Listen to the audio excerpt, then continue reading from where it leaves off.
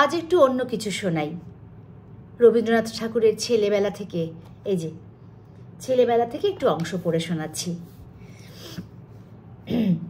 পালকিখানা ঠাকুরমাদের আমলের, খুব দরাজ বহর তার, নবাবী ছাঁদের।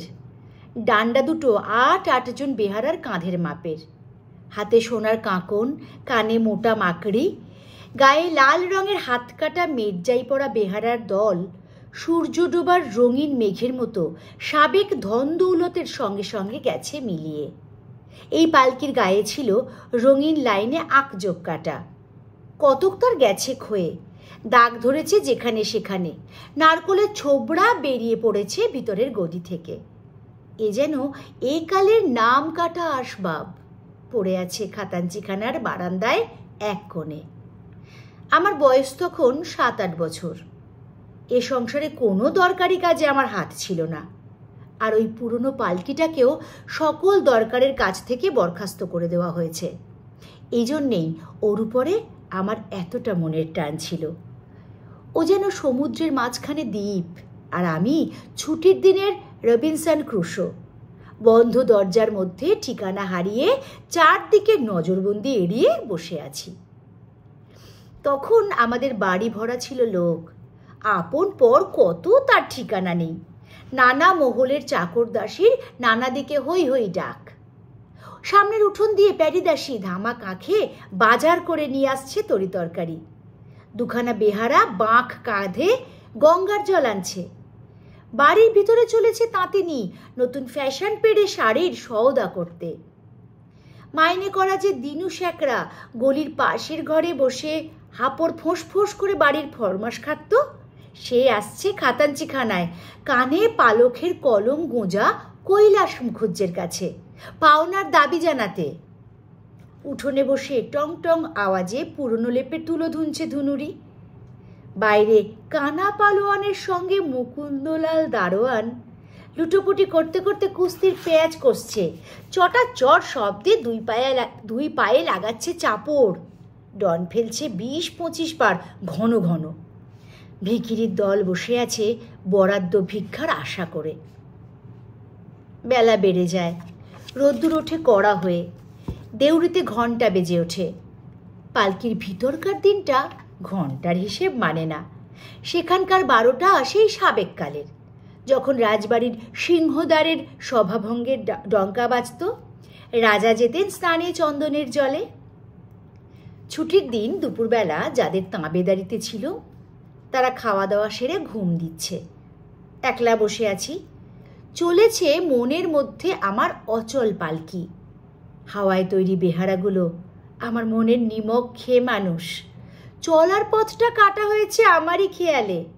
সেই পথে চলছে পালকি দূরে দূরে, দেশে দেশে। সেসব দেশের বই পড়া নাম আমারই লাগিয়ে দেওয়া। কখনো বা তার পথটা ঢুকে পড়ে ঘন বনের ভিতর দিয়ে। বাঘের চোখ জলজল করছে, গা করছে ছমছম। সঙ্গে আছে বিশ্বনাথ শিকারী। বন্দুক ছুটল দুম। ব্যাস, সব চুপ। তারপরে এক সময়ে পালকির চেহারা বদলে গিয়ে হয়ে ওঠে ময়ূরপঙ্খী। ভেসে চলে সমুদ্রে, ডাঙা যায় না দেখা। দাঁড় পড়তে থাকে ছপ ছপ ছপ ছপ। ঢেউ উঠতে থাকে দুলে দুলে, ফুলে ফুলে। মাল্লারা বলে ওঠে, সামাল সামাল, ঝড় উঠল। হালের কাছে আব্দুল মাঝি, ছুঁচলো তার দাড়ি, গোঁফ তার কামানো, মাথা তার ন্যাড়া। তাকে চিনি। সে দাদাকে এনে দিত পদ্মা থেকে ইলিশ মাছ আর কচ্ছপের ডিম। সে আমার কাছে গল্প করেছিল একদিন চৈত্র মাসের শেষে ডিঙিতে মাছ ধরতে গিয়েছে। হঠাৎ এলো কালবৈশাখী, ভীষণ তুফান, নৌকো ডোবে ডোবে। আব্দুল দাঁতে রশি কামড়ে ধরে ঝাঁপিয়ে পড়ল জলে। সাঁতরে উঠল চড়ে, কাছি ধরে টেনে তুলল তার ডিঙি। গল্পটা এত শিগগির শেষ হলো আমার পছন্দ হলো না। নৌকোটা ডুবলো না, অমনি বেঁচে গেল, এ তো গপ্পই নয়। বারবার বলতে লাগলুম, তারপর? সে বললে, তারপর সে এক কাণ্ড। দেখি নেকড়ে বাঘ ইয়া তার গোঁফ জোড়া। ঝড়ের সময় সে উঠেছিল ওপারে গঞ্জের ঘাটে পাকুড় গাছে। দমকা হাওয়া যেমনি লাগলো, গাছ পড়ল ভেঙে পদ্মায়। বাঘ ভায়া ভেসে যায় জলের তোড়ে, খাবি খেতে খেতে উঠল এসে চড়ে। তাকে দেখেই আমার রশিতে লাগালুম ফাঁস।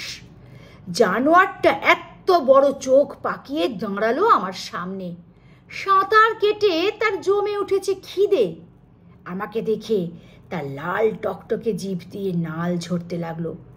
বাইরে ভিতরে অনেক মানুষের সঙ্গে তার চেনা শোনা হয়ে গেছে, কিন্তু আব্দুলকে সে চেনে না। আমি ডাক দিলুম, আও বাচ্চা। সে সামনের 2 পা তুলে উঠতেই দিলুম তার গলায় ফাঁস আটকিয়ে।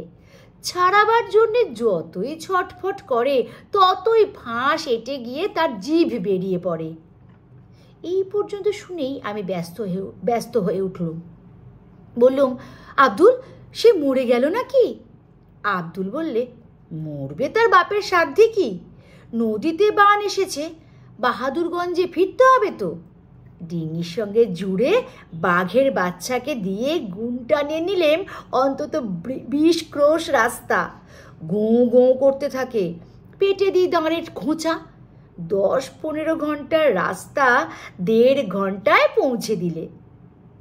তারপরেরকার কথা আর জিজ্ঞেস করো না বাবা, জবাব মিলবে না। আমি বললুম, আচ্ছা বেশ, বাঘ তো হলো, এবার কুমির? আব্দুল বললে, জলের উপর তার নাকের ডগা দেখেছি অনেকবার। নদীর ঢালু ডাঙায় লম্বা হয়ে শুয়ে সে যখন রোদ পোহায়, মনে হয় ভারী বিচ্ছিরি হাসি হাসছে। বন্দুক থাকলে মোকাবিলা করা যেত। লাইসেন্স ফুরিয়ে গেছে, কিন্তু মজা হলো। একদিন কাঁচি বেঁধে নি ডাঙায় বসে দা দিয়ে বাখারি চাচ্ছে, তার ছাগলছানা পাশে বাঁধা। কখন নদীর থেকে উঠে কুমিরটা পাঁঠার ঠ্যাং ধরে জলে টেনে নিয়ে চলল। বেঁধে নি একেবারে লাফ দিয়ে বসলো তার পিঠের ওপর। দা দিয়ে ওই দানো গিরগিটির গলায় পুঁচের ওপর পুঁচ লাগালো। ছাগলছানা ছেড়ে জন্তুটা ডুবে পড়ল জলে। আমি ব্যস্ত হয়ে বললুম, তারপরে? আব্দুল বললে, তারপরেরকার খবর তলিয়ে গেছে জলের তলায়, তুলে আনতে দেরি হবে।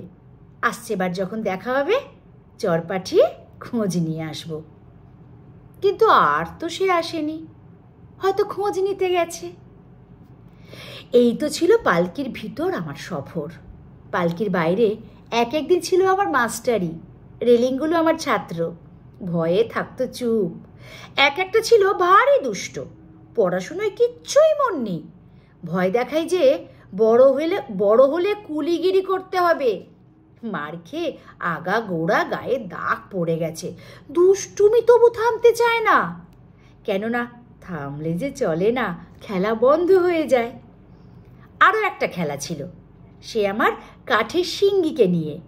পূজায় বলিদানের গল্প শুনে ঠিক করেছিলুম শিঙ্গিকে বলি দিলে খুব একটা কাণ্ড হবে। তার পিঠে কাঠি দিয়ে অনেক কোপ দিয়েছি, মন্তর বানাতে হয়েছিল, নইলে পুজো হয় না। শিঙ্গি মামা কাটুম, আন্দিবসের বাটুম, উলকুট ঢুলকুট ঢ্যাম কুড়কুড়, আখরোট বাখরোট খটখট খটাস, পটপট পটাশ। এর মধ্যে প্রায় সব কথাই ধার করা, কেবল আখরোট কথাটা আমার নিজের। আখরোট খেতে ভালোবাসতুম।